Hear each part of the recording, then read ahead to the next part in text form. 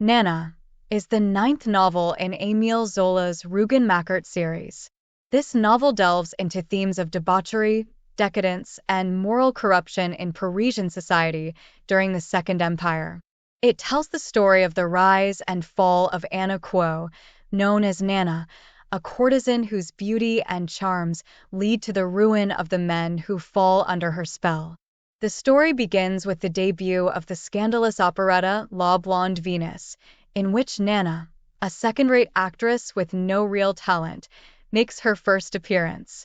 Despite her lack of artistic skill, Nana captivates the audience with her beauty and provocative presence. She quickly becomes the toast of Paris, attracting the attention of many wealthy and influential men.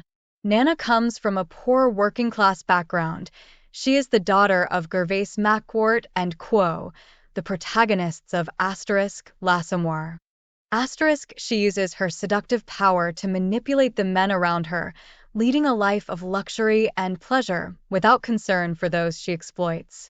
Her lovers span all social classes, from penniless nobles to newly wealthy bourgeois, all willing to ruin themselves for her. Among her many victims is Count Muffet, a respected aristocrat who becomes obsessed with Nana and abandons his family and fortune for her. He is willing to sacrifice everything to satisfy his desires, despite the shame and moral degradation it brings.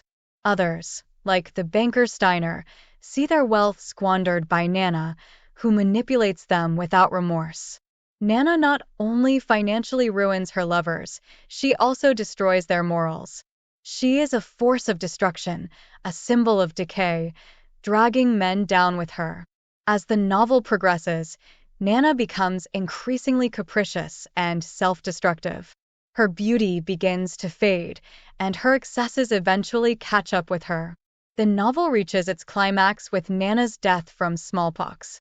Her demise symbolically coincides with the outbreak of the Franco-Prussian War in 1870, marking the end of an era and the onset of chaos and decline in France. Nana dies alone and abandoned in a hotel room, disfigured by the disease. Her body is discovered by her servants while, outside in the streets of Paris, the crowds cheer for the impending war, unaware that the beautiful Nana, who embodied the decadence of their era, has died.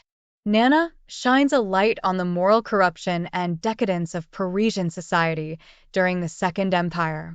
Through the character of Nana, Zola explores the destructive power of sexuality and money, as well as the degradation of values in a society obsessed with luxury, pleasure, and appearance.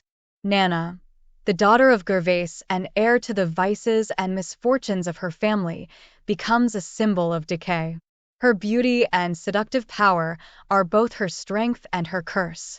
Zola demonstrates how masculine society, willing to do anything to possess this femme fatale, ultimately destroys itself in its pursuit of pleasure. The men who orbit around Nana represent various social classes, allowing Zola to critique society as a whole, from decadent aristocrats to ambitious bourgeois. Nana also serves as a critique of the objectification of women, who are used and adored for their appearance, but quickly discarded and condemned to a tragic end when they no longer fulfill society's desires. Her death, caused by an infectious disease that disfigures her, is symbolic of the physical and moral degradation of an entire era. Finally, Zola uses Nana as a social denunciation, a mirror reflecting the corruption that plagues the Second Empire. The novel ends on an apocalyptic note with the announcement of war, suggesting that moral decay inevitably leads to destruction. Nana is thus a powerful work that illustrates the consequences of decadence and immorality in a society on the brink of collapse.